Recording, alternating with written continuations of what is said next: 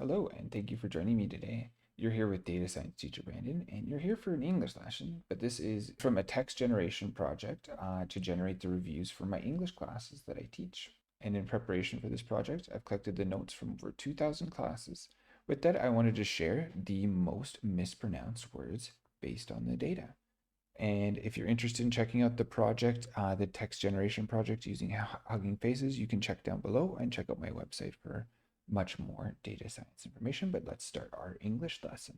And let's have an English lesson from a data science / English teacher. And from our project, we're going over the 41st to the 60th word today. And you can see here are the words, and we'll work our way up to the most mispronounced words based on the data. Okay, and you'll see, really there's one dominant word that students just never seem to get right. And so we'll get to that one in a later class as we get further down the list. So let's get started on our English lesson today. Okay, so getting started with our first word today is desert. Arid land, like we're all familiar with the desert. And it's also meant to, in the verb form, it's meant to desert. Okay, so it really depends. An interesting fact here is it really depends on how you pronounce this word. It will change the meaning if we're using it for a noun or a verb. So desert is the dry arid land, and desert is to leave or abandon someone. Okay, and so it's pronounced desert for the noun, desert, and then desert someone. Okay, desert. Okay, let's move on to our. That was the 60th most mispronounced word based on the data.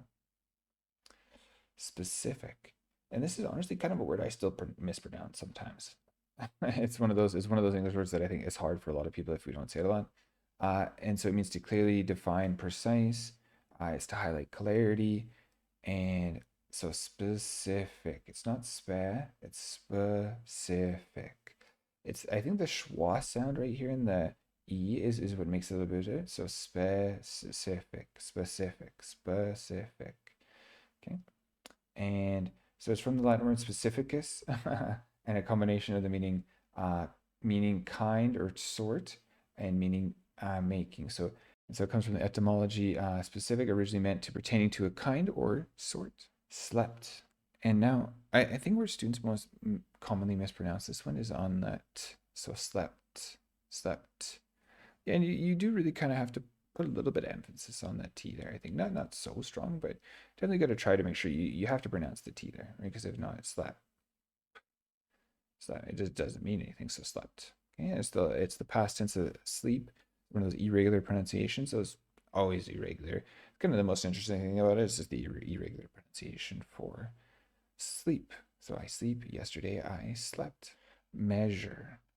And I think it just maybe looks more confusing than it really is. And I think it's the pronunciation. There's two different pronunciations for the EA. Kind of like I read today and yesterday I read. So read, and okay, read, okay. And so this is making the kind of the same as the past tense version of I read. So I read yesterday, measure.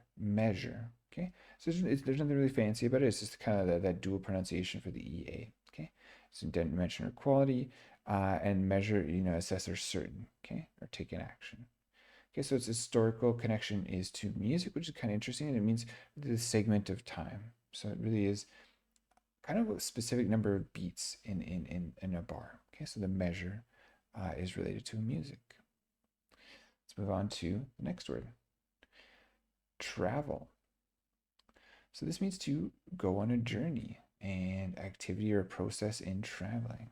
So it has its roots in Middle English, which itself comes from Old French, travailler, and meaning to work or to toil.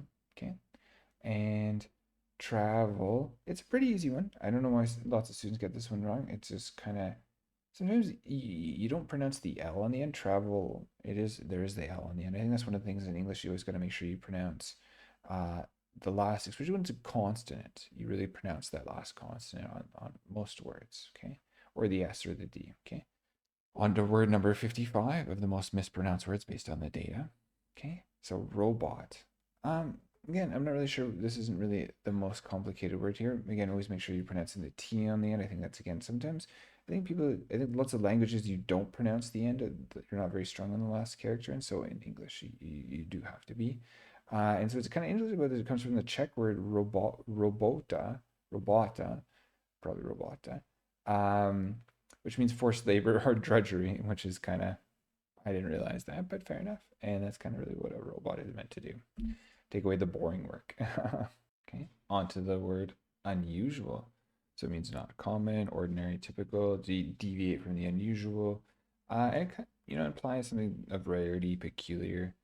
And it's really subjective. I think that's the thing, is it's a subjective in nature. My unusual is different from your unusual.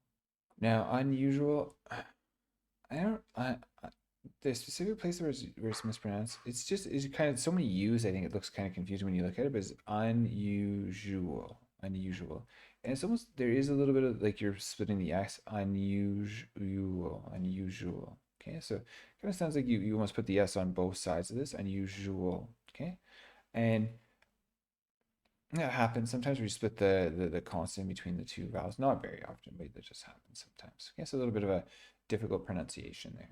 Unusual, unusual, unusual. The next word we have here is friends. I don't think this is specifically a hard word. I think this is probably from newer students. This is likely uh, newer English, but I think this is one of the things is missing the S on the word, the common word that we start with, and I think most new to English speakers don't pronounce the S in the end, and it's something you have to do. The S is just the most important character. I think I say that 20, 30 times a day. I probably say, don't forget to pronounce the S. It's the most important word. And so it's one of those things you got to make sure that you do when you're speaking English, is pronounce the S on the end. So friends, the plural form.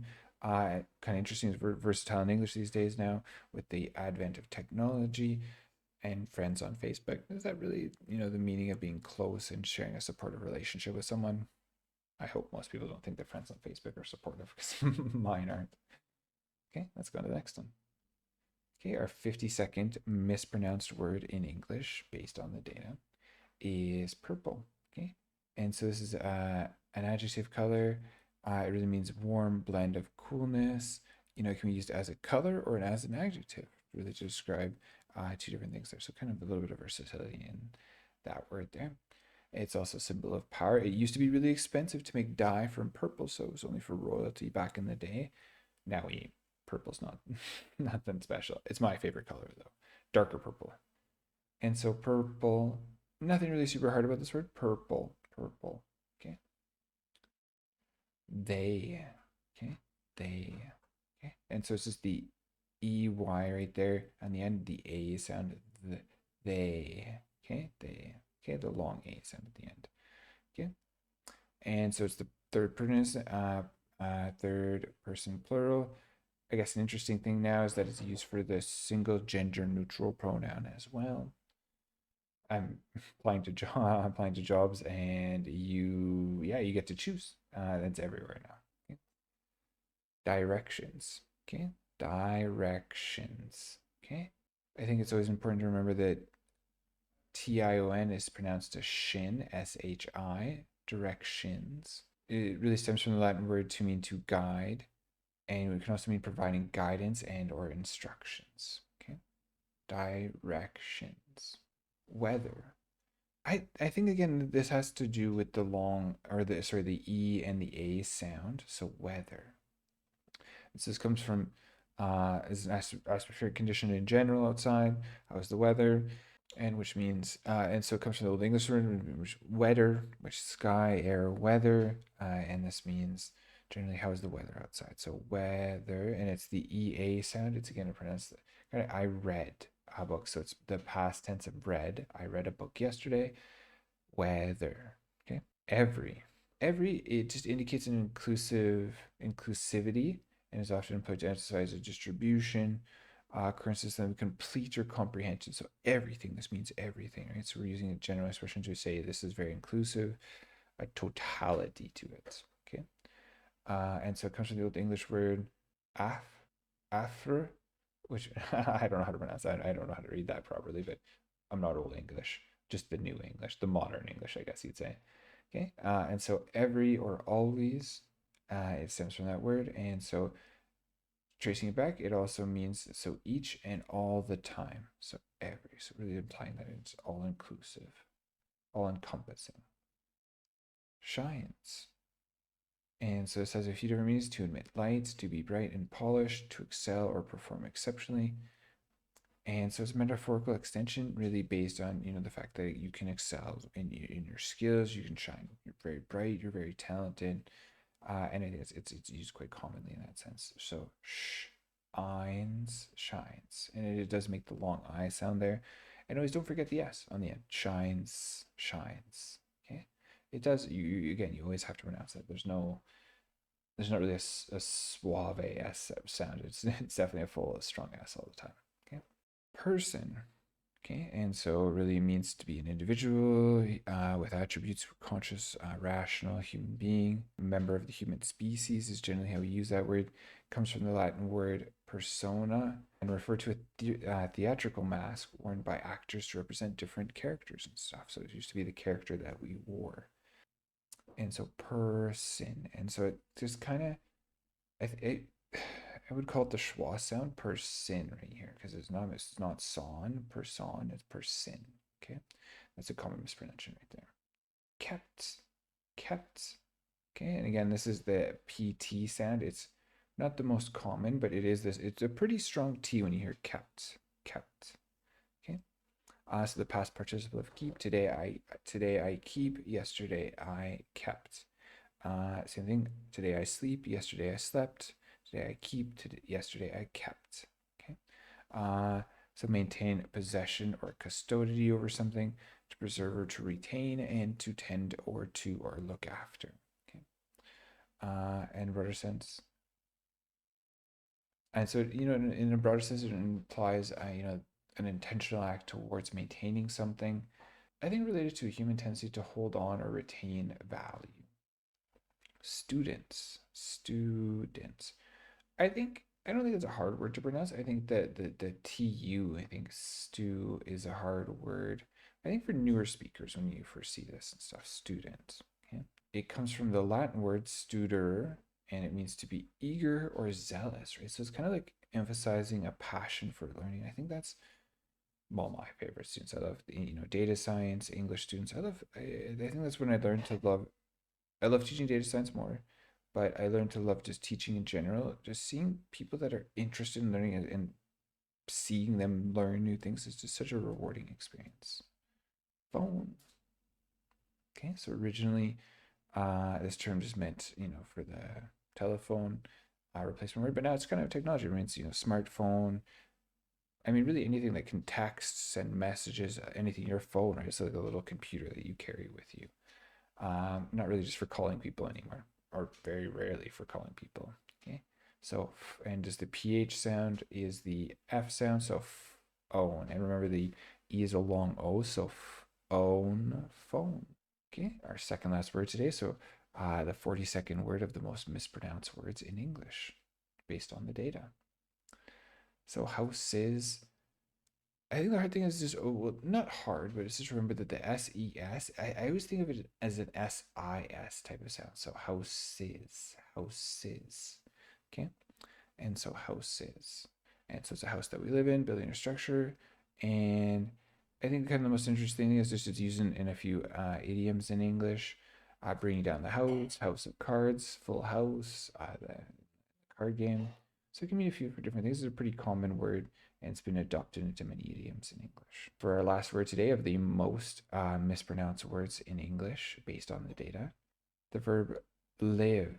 Okay, so I think the word is kind of, it depends on how you're going to pronounce this word for the different meanings. So I live and lives. So if it's a plural, so verbs meaning of I live and lives. So it pronounces the different ways you pronounce it. So I live here, she lives here, but a life. So because it's a life, then you say lives.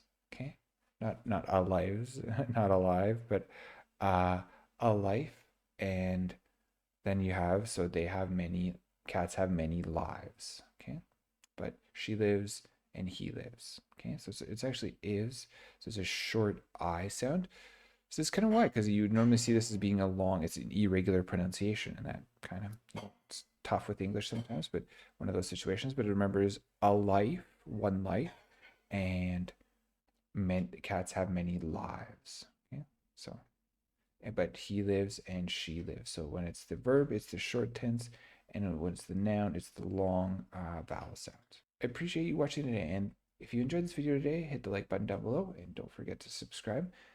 I will leave a link to the video where you can download this full presentation and go ahead and read these things at your leisure and learn more about the history of the English words that we learned today, the most commonly mispronounced words. And these are actually very, what's interesting is so many of these words are so commonly mispronounced, but they're also the most common words. So I think the most common words tend to have irregular pronunciations, and this is why these come up so often and why they have a long history, as you saw in many of the words that we used today. Okay, so thank you so much, and I'll see you for the next video of the most mispronounced words in English. See you there.